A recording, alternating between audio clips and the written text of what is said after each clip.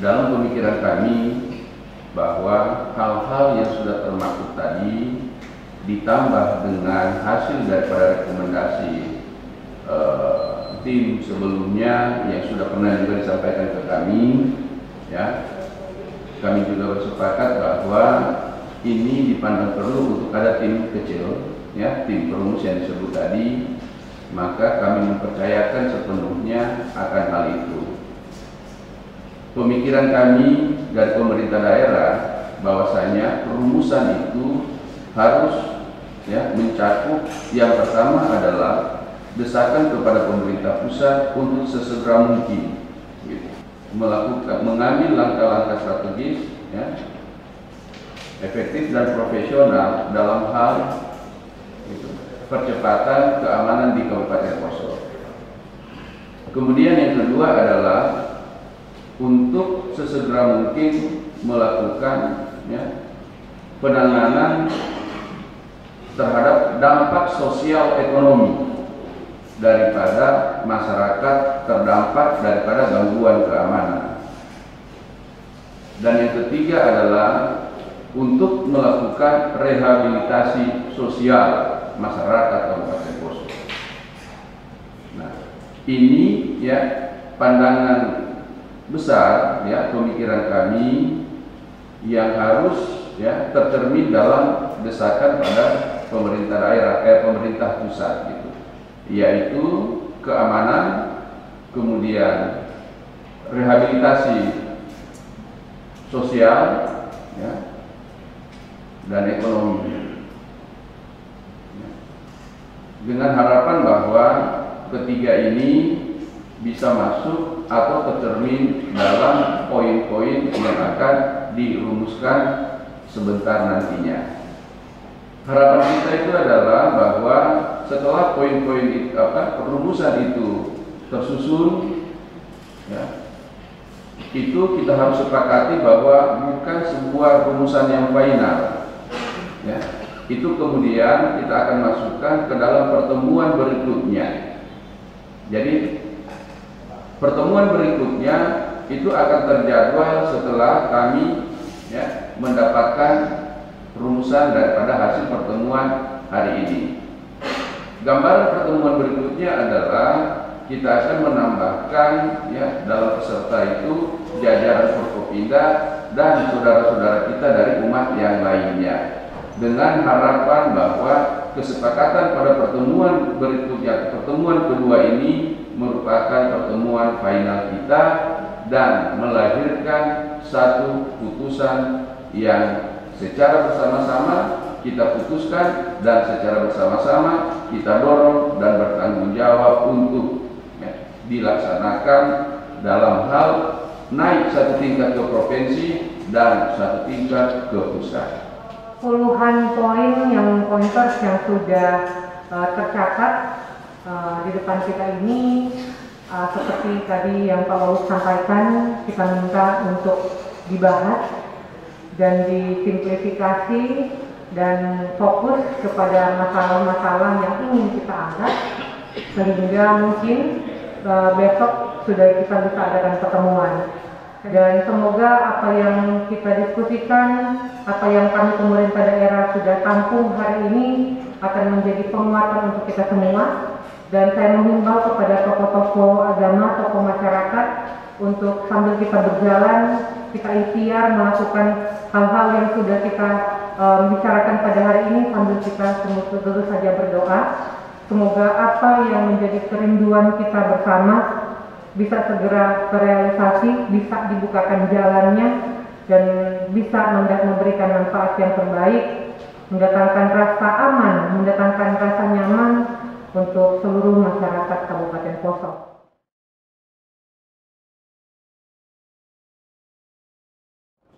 Dan ini kita berkumpul di tempat ini untuk kita bisa bersama-sama membicarakan kembali jalan panjang yang sudah kita tempuh selama ini. Sepertinya belum kita melihat apa yang menjadi ujungnya, endingnya seperti apa. Pada kesempatan ini telah hadir bersama kita semua, Bapak Ibu dari perwakilan agama. Saya mohon maaf kalau mungkin masih ada beberapa yang terlewat. Kami sudah berusaha meminta semua agar diundang, tidak ada yang terlewatkan, tidak ada yang merasa ditinggal. Itu kami usahakan.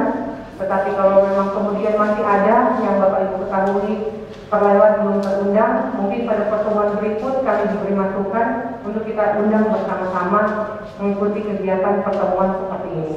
Kita mulai acara kita pada pagi hari ini dengan harapan sudah ada hal-hal yang menjadi poin-poin kita bersama untuk bisa kita membahas atau menyampaikan secara bersama dan bisa kita setujui bersama. Untuk apa? Untuk kita mendapatkan kesimpulan apa yang kita bersama akan sampaikan kepada pihak-pihak yang berwenang maupun kepada Presiden. Kemarin kami sudah menerima perwakilan dari tokoh masyarakat lintas agama dan menerima juga dari tokoh Kampai Lore, mewakili masyarakat Lore, dan sudah beberapa hal kami catat yang mungkin akan menjadi draft untuk bisa kita bahas bersama pada hari ini untuk kita simpulkan bersama. Baik Bapak Ibu, mungkin ini sedikit kami informasikan bagi laporan kami pemerintah daerah kepada kita sekalian supaya kita bisa saling mensupport dan paling utama pastinya kita bantu dalam doa. Mari kita masukkan dalam doa kita setiap hari untuk saudara-saudara kita, pasti dukanya sangat mendalam. Kalau kita bayangkan, kalau saya ingat-ingat dibunuh dengan cara yang tidak wajar, ya kalau diceritakan detail tidak mampu saya, gitu ya. Kalau kita berkunjung pada saat kami diceritakan begini jenazah dan lain-lain sangat perih, Bapak Ibu kalau dengar. Jadi mari kita kirimkan doa kita juga untuk saudara-saudara kita ini, semoga mereka diberikan kekuatan, bukan hatinya Tuhan yang obati, dan kita doakan juga Kabupaten Poso ke depan kita selalu dalam perlindungan Tuhan dan jalan yang sedang kita tempuh sekarang. Bersama kepolisian TNI kami terus berkoordinasi dengan Pak Kapolres, Pak Dandim, Pak Kapolda, Pak Danrem. Juga kami sudah sebagai laporan kepada kita semua, kami sudah menghubungi juga Pak Gubernur sebagai laporan kepada beliau.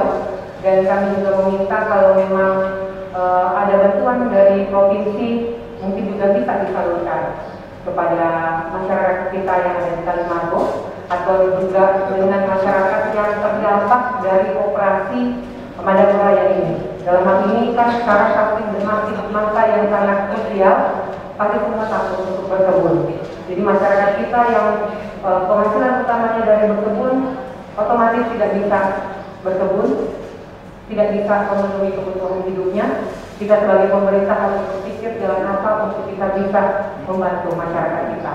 Nah, masyarakat yang terdampak dari dan mungkin masih takut untuk berkebun yang di sekitar daerah operasi ini, itu juga kami merencanakan untuk kami akan memberikan bantuan sesuai dengan kemampuan keuangan daerah. Tentu saja untuk itu kami berkoordinasi dengan pemerintah provinsi. Dan sebagai laporan juga kami sudah berkoordinasi dengan pemerintah pusat tanpa melakukan tentu saja dari pemerintah dari TNI Polri dan dari pemerintah provinsi bahwa sudah menghubungi sekretaris kabinet dan Mensesnek, jadi sekretaris negara untuk bisa menyampaikan hal ini kepada Bapak Presiden. Ada beberapa hal yang kami sampaikan terkait dengan bagaimana kita mensupport kebutuhan ekonomi masyarakat. Seperti yang tadi saya sampaikan, kami sampaikan juga kepada pemerintah pusat program apa yang bisa kita lakukan. Kemudian kerinduan dari masyarakat Poso untuk bisa bertemu, atau pemerintah daerah dan perwakilan tokoh masyarakat untuk bisa bertemu dengan Bapak Presiden agar menjadi perhatian, karena kita sudah lama sekali 20-an tahun masalah ini tidak selesai, sehingga kita perlu kepastian dan kita perlu jaminan dari pemerintah pusat tentang hal ini. Dan ini juga sudah dilaporkan kepada Bapak Presiden. Mari kita doakan semoga semua perjuangan kita ini bisa mendapatkan jalan, terbukakan jalan, dan apa yang kita harapkan bersama bisa tercapai. Kami perlu juga menyampaikan ya, untuk kegiatan operasi ini ya, sesungguhnya dengan perhatian besar dari negara, dari Bapak Presiden ya, yang tadi disampaikan tinggal 9 DPO, ya. Waktu saya masuk 13, ya. Waktu saya masuk jadi Kapolres 13. Saya bukan menghitung waktu di sini, sudah 6 bulan. Sekarang tinggal 9, ya. Itulah wujud kami, walaupun mungkin belum bisa semua, ya. Namun tetap kami maksimal, ya, bersama dengan TNI Polri. Kami tidak berdiri sendiri, ya. Kita semua bersama-sama terus, ya. Saya dan Pak Dandim yang kebetulan memangku pemeliharaan Kamtibmas di wilayah beserta Satgas Madagoraya yang dipimpin langsung Bapak Danrem dan Bapak Kapolda, ya. Dengan segala perbantuan selalu mengevaluasi dan mengejar dengan segala kendala yang ada. Tadi sampaikan dulu kami hanya 20 melawan 100. Mungkin caranya berbeda, konvensional sekarang berbeda. Insya Allah tidak perlu pasukan, saya sendiri kalau bertemu dengan mereka saya selesaikan. Pak Dandim juga. Tinggal masalah waktu, kesempatan. Karena memang kami tidak berusaha mencari alasan dan alibi. Kondisi geografis, ya, dengan bentangan luas, tidak hanya di Poso. Mereka mulai dari Poso, Parigi, Sausu, sampai Sigi, sangat luas, ya. Dan ini kita terus mengejar mereka, ya, dengan TNI Polri. 6 bulan sudah dapat 4, tinggal 9, namun mereka juga melakukan tindakan kegiatan yang mungkin, ya, mohon maaf, kami juga mohon maaf dari segala tersebut. Namun dengan hal tersebut tadi disampaikan, ini jangan membuat kita di dalam kita sendiri, ya, menjadi salah fokus. Yakinlah TNI Polri terfokus, ya. Evaluasi perlu kami lakukan karena ada kejadian. Namun kami tolong dipercaya, ya. Yakinlah, memang bahasa ini sudah bosan.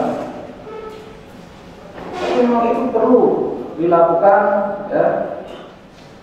Perlu saya jelaskan bahwa operasi ini ada beberapa poin di dalamnya. Penyelenggaraan operasi, baik operasi penegakan hukum ataupun operasi militer. Di situ ada tugas pokok, ada pasukan, ada batas waktu. Batas waktu dalam operasi Madagoraya ini, Satgas Madagoraya, dia punya batas waktu. Setiap 3 bulan, makanya ada namanya Satgas Madagoraya 1 tahun 2021. Bukan berarti 1 tahun baru tahap 1, tahap 2 sampai dengan tahap sekian. Tidak, kami per 3 bulan. Kalau seandainya dalam waktu 3 bulan atau bahkan kurang dari 3 bulan ini selesai, maka ini tutup, operasinya selesai. Pulang kampung yang dari jauh-jauh. Tapi kan ternyata kan tidak selesai.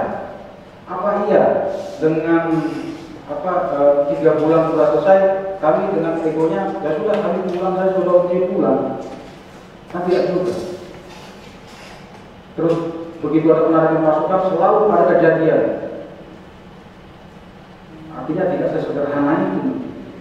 Bahkan saya berpikirnya ini justru mungkin kelompok yang di atas itu ada perpanjangan mata, perpanjangan telinga, sehingga mereka bisa tahu bagaimana pergerakan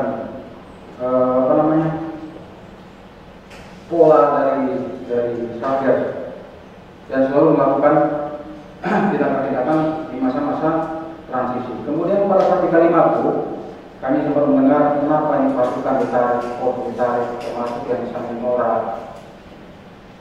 Bapak-bapak ibu sekalian, sebenarnya tidak ada penarikan pasukan. Justru yang kami lakukan adalah pengejaran. Pos yang tadinya statis karena harus difokuskan karena berdasarkan informasi intelijen orang ini diperkirakan ada di sini, maka itu difokuskan di sana semuanya dengan harapan betul orangnya ada di situ dan mati. Sehingga ya pasukan yang ada di Palu, ada di Sedoa, semuanya ditarik, termasuk yang di Kalimantan. Itu bukan ditarik di bawah kota, tidak. Itu melakukan pengejaran masuk ke dalam hutan. Jangan nanti dikira masyarakat yang ada di Kalimantan ditinggalkan, kemudian seakan-akan tidak ada tempat di NKRI, tidak ada, bukan begitu. Jadi tentunya kami punya mata, punya telinga, kemudian analisa, pasti ada analisa tersendiri, dan segala upaya telah kami lakukan, kekuatan personil, teknologi, intelijen sudah dikerahkan, dan ternyata posisi mereka berada di tempat yang lain. Tentunya ini tidak kami inginkan. Jadi dengan ada kejadian ini terus terang Bapak-Bapak sekalian, sampai dengan sekarang saya masih stres. Saya meminta maaf dengan kejadian ini itu karena tidak optimalnya pelaksanaan tugas kami. Saya sudah memohon ampun kepada Yang Maha Kuasa. Karena tugas ini saya bertanggung jawabkan hadapan Tuhan. Saya mohon ampun. Tapi itulah, kami juga tidak sempurna. Kami juga bukan malaikat yang ada di mana-mana. Dan sekarang dari kota satu detik kemudian tiba-tiba ada bunuh diri kan? Tapi tidak juga. Jadi salah satu karakter yang membedakan antara kelompok DPU yang berada di Poso dengan yang ada di Aceh, ada yang di Papua adalah tidak mau kontak. Jadi menghilang, entah kemana menghilang. Sehingga pada saat kejadian di Palu sampai dengan Panglima TNI datang, Kapolri datang, itu adalah bentuk perhatian dari pemerintah pusat. Tidak mungkin mereka datang sendiri kemari tanpa ada perintah. Pasti presiden yang memerintahkan. Kekuatan TNI sudah dikerahkan dengan kekuatan yang maksimal, bukan hanya personil, termasuk pesawat tanpa awak, termasuk Boeing. Tidak kelihatan di Poso, memang tidak di Poso pangkalannya, tapi setiap subuh, setiap tengah malam berupaya mencari. Jadi kami meminta bantuan ini tidak bisa dikerjakan semata-mata oleh TNI Polri. Kami juga punya pemikiran yang sama. Semoga pertemuan pada hari ini adalah pertemuan yang terakhir dalam suatu cerita pilu dan duka di antara kita. Kemudian, harapan kami adalah Poso aman. Apapun yang akan kami lakukan agar Poso aman, kami akan segera melakukannya dengan seluruh sumber daya Kabupaten Poso yang ada. Ini sudah tekad kami. Kemudian yang kedua adalah selain sisi aman, kami ingin juga terjadi satu penyelesaian terhadap masyarakat yang terdampak, baik dari sisi sosial maupun sisi ekonominya. 4 meninggal kemarin di Kalimantan, ribuan masyarakat kita yang tidak bisa melaksanakan pekerjaannya. Dampaknya sangat besar. Nah, sehingga inilah yang kami harapkan bahwa kesepakatan kesamaan persepsi sekiranya kita bisa satukan nanti dalam suatu rancangan, apakah dia rekomendasi, apakah dia satu keputusan yang mewakili seluruh struktur masyarakat Kabupaten Poso. inilah pertemuan pada hari ini.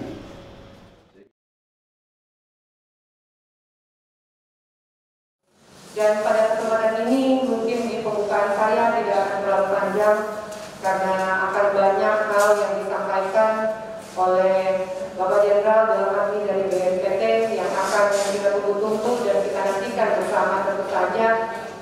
Dan setelah beliau menyampaikan paparannya, kami juga akan mempersilahkan memberikan kesempatan dari para tokoh agama, para tokoh masyarakat untuk bisa menyampaikan isi hatinya dan bisa menyampaikan hal-hal yang menjadi kerinduan terhadap pemerintah, tentu saja dalam hal ini pemerintah pusat yang langsung hadir bertemu langsung dengan kita pada saat ini. Karena ini yang menjadi kerinduan dari semua, bahwa kehadiran ada pemerintah pusat hadir bersama-sama dengan kami membicarakan hal yang membawa kebaikan untuk semua masyarakat Kabupaten Kota. Kita ini seperti satu bangunan atau satu tubuh manusia dari atas, dari kepala sampai kaki. Artinya ada hal-hal yang bermasalah dengan masalah terorisme, ya, adanya gangguan terorisme di seluruh Indonesia, tentu kami akan turun tanpa diundang pun diturunkan kita seperti itu. Jadi kami kemarin sudah turun ke Palu, sudah memberikan suatu upaya-upaya kepada pihak keluarga korban, memberikan santunan berupa sembako, memberikan santunan kerahiman, santunan kematian, dan nanti akan kami ajukan lagi berupa kompensasi korban akibat tindak-tindak terorisme kepada negara. Ya, kompensasi ini adalah memang kewajiban dari pemerintah, ya, sesuai Undang-Undang Nomor 5 Tahun 2014. Nah, nanti akan saya hadir dalam slide saya ada hal-hal yang saya sampaikan tadi secara apa namanya berjenjang dan berkelanjutan saya akan sampaikan demikian. Jadi kami juga akan mengatakan karena ini daerah epicentrum Bapak Ibu sekalian karena banyaknya gangguan dari kelompok-kelompok itu. Jadi manakala ada korban akibat satu tindak terorisme, nanti negara tidak akan tinggal diam. Negara akan memberikan berupa kompensasi, ya, karena wujud daripada negara melindungi daripada segenap seluruh tumpah darahnya, ya. Di alinea 4 undang-undang itu sudah disebutkan negara melindungi seluruh masyarakat dan seluruh tumpah darah. Artinya kalau seandainya yang dilindungi itu ada akibat daripada tidak teroris, jadi negara juga harus memberikan berupa ganti rugi, berupa kompensasi seperti itu. Ya, kalau yang saya tahu, ya, meninggal dunia sampai 250 juta, luka berat 225 juta, luka sedang itu 150 juta, dan luka ringan itu 175 juta. Ini yang saya tahu yang sudah kita lakukan pembagian kepada korban-korban teroris di seluruh Indonesia ini. Beberapa waktu yang lalu, tanggal 16 Desember 2020, Pak Presiden sudah memberikan sejumlah 39 miliar 225 juta, ya, uang itu yang harus diserahkan kepada ahli waris korban-korban teroris pada masa lalu. Terima kasih. Baiklah, saya akan membaca hasil dari tim perumus. Kepada yang terhormat Bapak Presiden Republik Indonesia di Jakarta, teriring salam dan doa, semoga Allah senantiasa memberikan petunjuk dan kesehatan dalam menunaikan tugas kita sehari-hari, menyikapi perkembangan keamanan serta penanganan teror dan kasus tindak kekerasan di wilayah Kabupaten Poso, Provinsi Sulawesi Tengah yang telah terjadi secara masif dan berulang kali dipandang perlu adanya evaluasi penanganan kasus tindak kekerasan dan penyelesaian kasus tindak kekerasan pembunuhan secara transparan, cepat, tepat, sasaran, dan terukur dan tepat guna.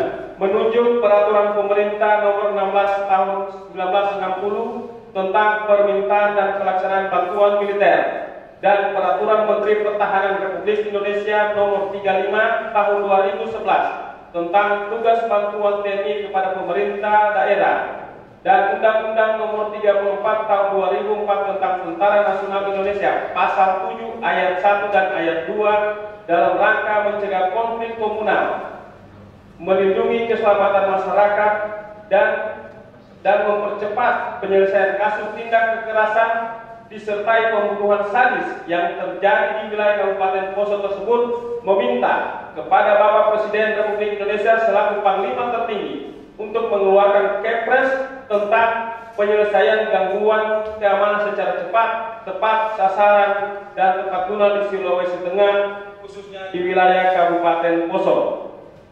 Adapun hasil pertemuan tokoh lintas agama Kabupaten Poso bersama pemerintah daerah Kabupaten Poso tanggal 17 Mei 2021 di ruang Pogombo adalah sebagai berikut.